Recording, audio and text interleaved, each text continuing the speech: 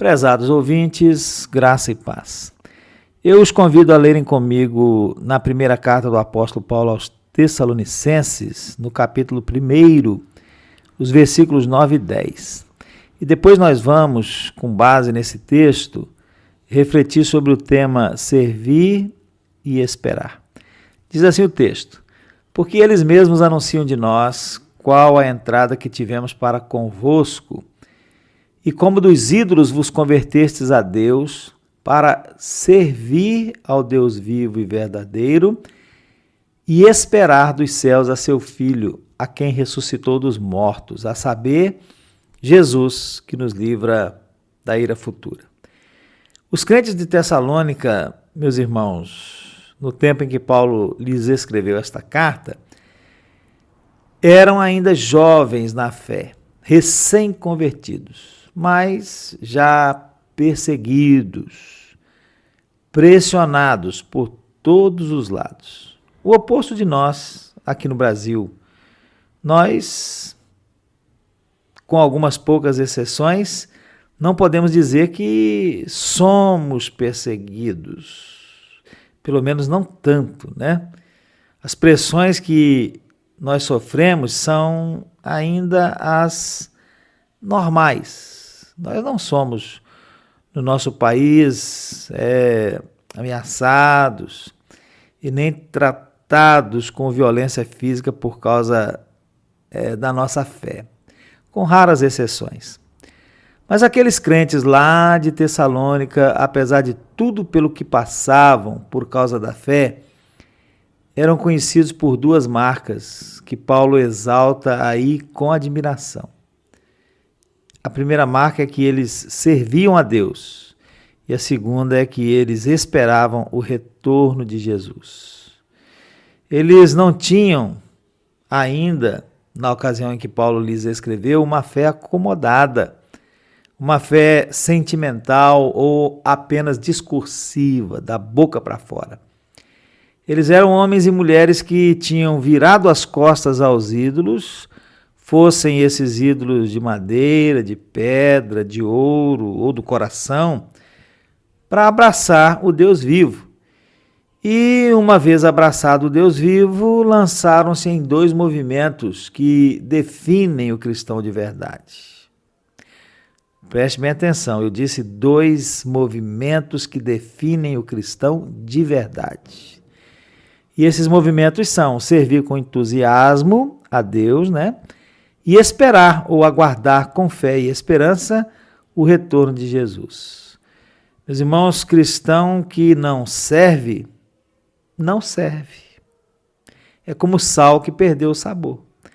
Cristão que não espera o retorno de Cristo e, pior, vive tão obcecado pelas coisas do mundo como se Cristo não fosse mesmo voltar, está cego, não está enxergando direito. Mas o cristão que serve e espera, esse vive o evangelho na plenitude. Louvado seja Deus pela vida desse cristão. Louvado seja Deus pela sua vida. Amém? Você pode dizer isso? Agora, dito isto, nós vamos olhar para 5 dimensões desse serviço santo que nós vamos fazendo enquanto os nossos olhos permanecem erguidos para o alto, atentos, esperando o retorno glorioso de Jesus. A primeira dimensão desse serviço a se considerar é a diligência. Servir com diligência.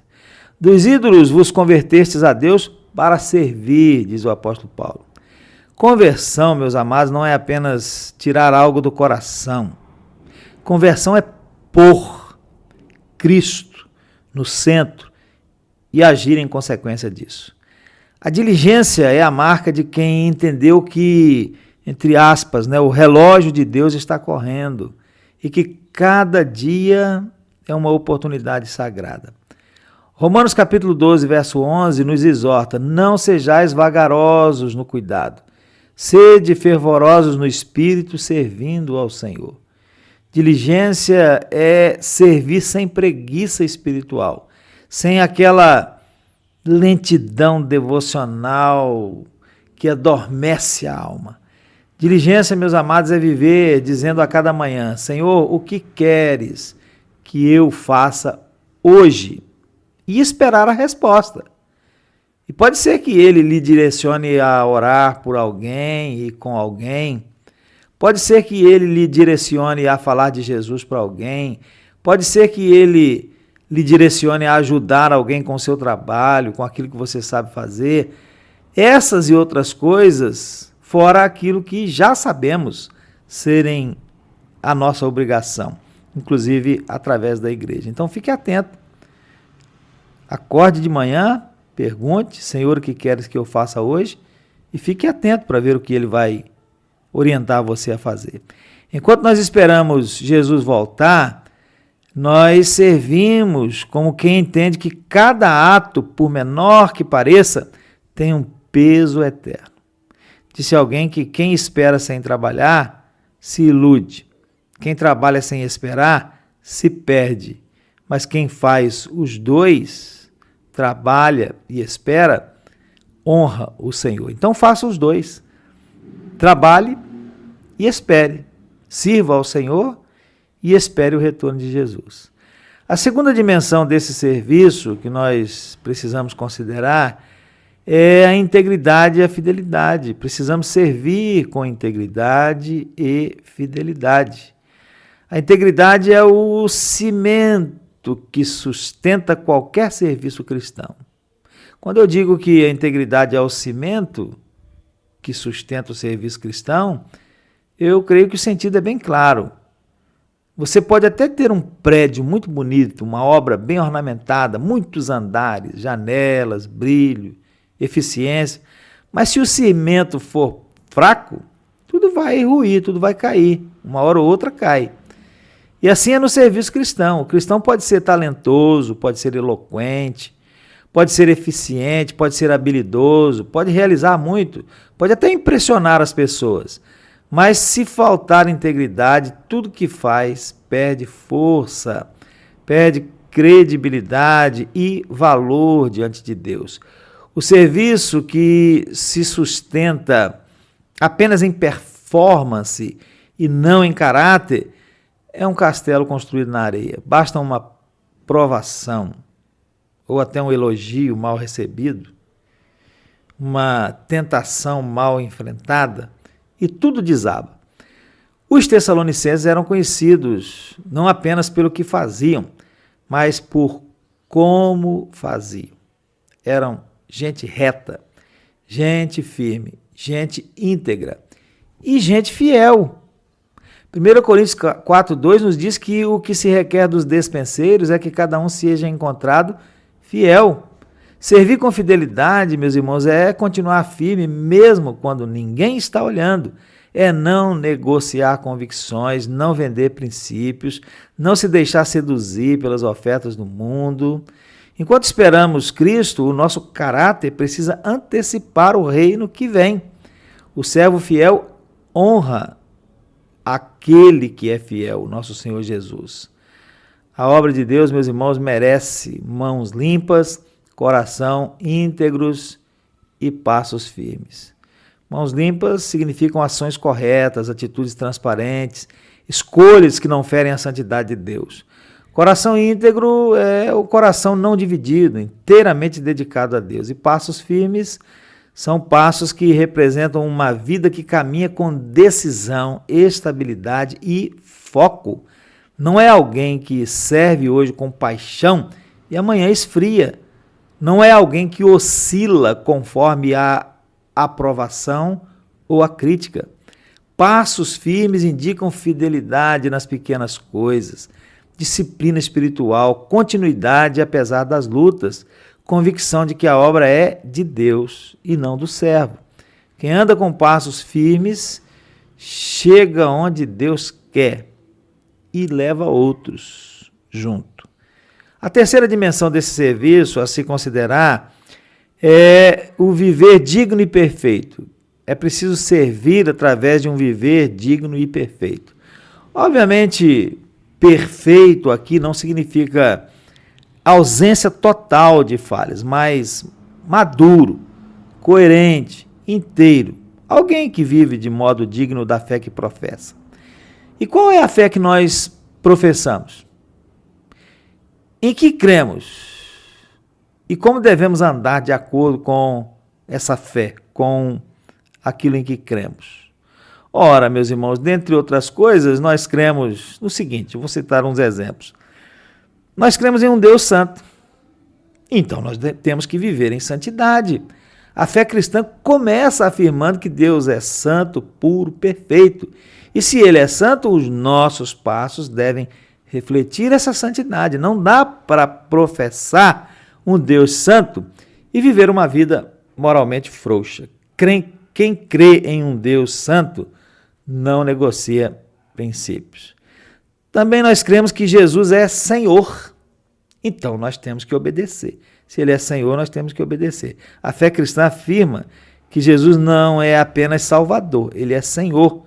E senhorio implica em submissão. Se Ele é Senhor, eu não sou dono de mim mesmo. Meus desejos, escolhas, prioridades e valores precisam ser medidos pela palavra. Viver de modo digno é viver debaixo da autoridade de Cristo. Mas também nós cremos no Evangelho da Graça, então nós temos que viver com gratidão e transformação, porque a graça que nos alcança é a mesma que nos transforma. A graça nos ensina a renunciar ao pecado. Leia isso lá em Tito 2, versos 11 a 12. A vida muda porque o coração mudou. A graça que salva também muda a nossa vida. Então temos que viver com gratidão e transformação. Mas também nós cremos na presença do Espírito Santo. Então, como devemos viver? Devemos viver guiados por Ele. A fé cristã diz que o Espírito Santo habita no crente. E se Ele habita, então Ele é quem dirige. Não podemos professar o Espírito e viver na carne. O fruto do Espírito precisa aparecer no nosso caráter, nas nossas palavras, nas nossas relações. Quem segue o Espírito não vive como se estivesse sozinho. Tem alguém com ele, tem o Espírito Santo de Deus. Também nós cremos na palavra como autoridade final, na Bíblia, né? Então temos que viver de acordo com ela. Ora, nossa fé afirma que a Escritura é inspirada, é suficiente, é verdadeira. Se a palavra é autoridade, então a minha vida deve ser moldada por ela. Eu não interpreto a Bíblia conforme a vida. Eu interpreto a vida conforme a Bíblia, é o contrário. Viver de modo digno, meus amados, é alinhar decisões, ética, linguagem, relacionamentos e prioridades ao que diz a palavra de Deus. A fé cristã é bíblica, então a vida cristã precisa ser bíblica. Mas também nós cremos que fomos chamados para amar, então nós devemos amar de verdade. Jesus afirmou assim, nisto conhecerão que sois meus discípulos, se vos amardes uns aos outros. Então não é opcional. Amor não é sentimento, amor é ação. Amor não é discurso, amor é entrega. Amor não é seletivo, amor é obediente. Viver de modo digno é amar como Cristo amou. Ainda cremos que Cristo voltará, então nós devemos viver vigilantes e responsáveis. A fé cristã, meus irmãos, aponta para o retorno de Jesus. E essa expectativa molda o nosso presente.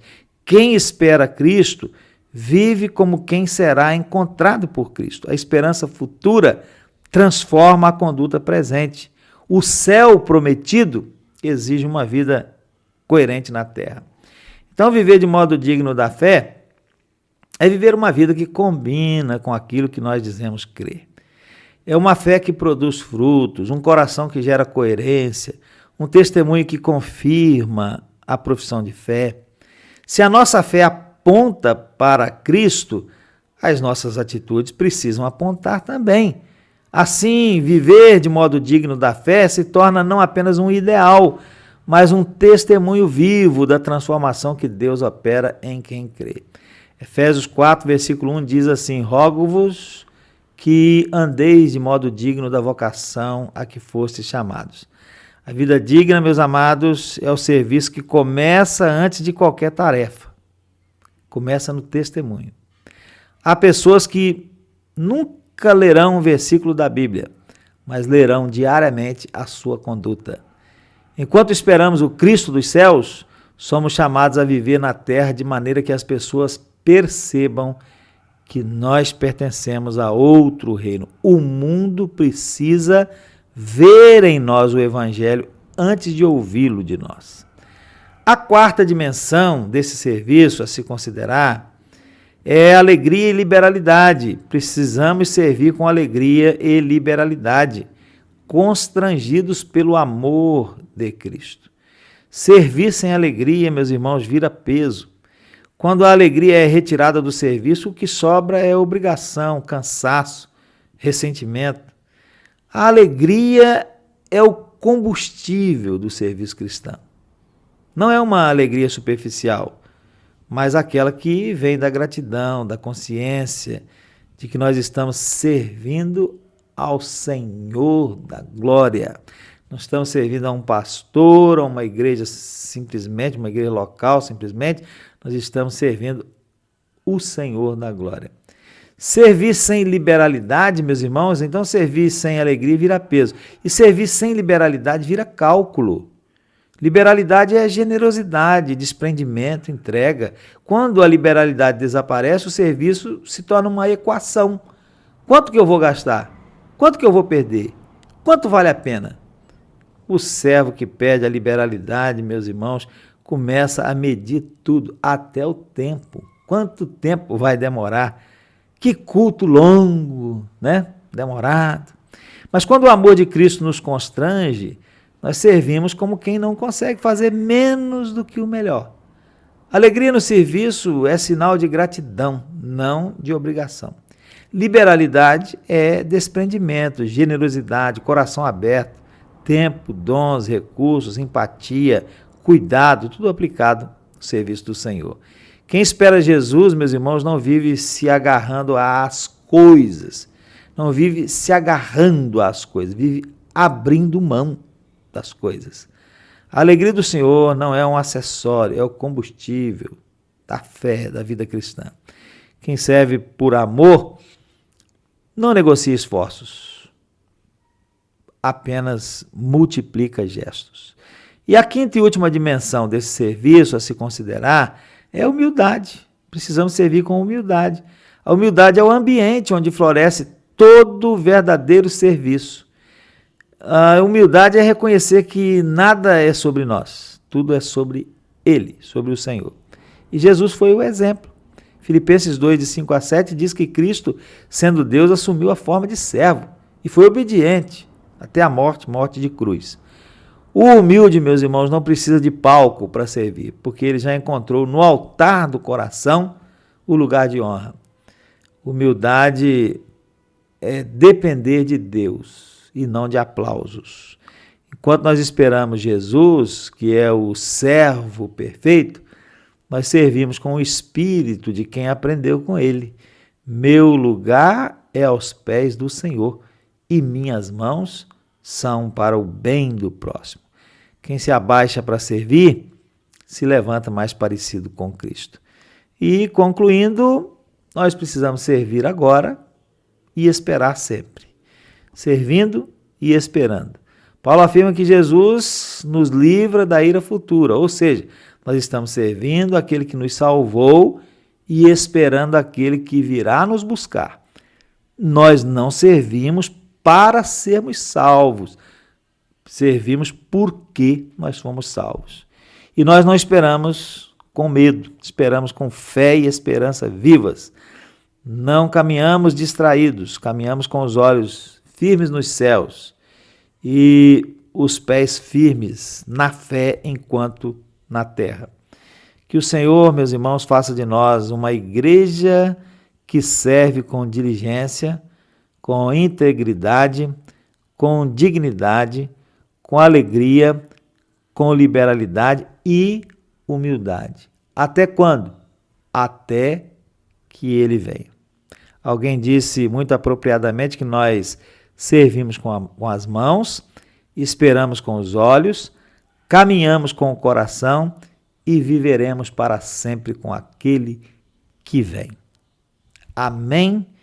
Que Deus nos abençoe a todos.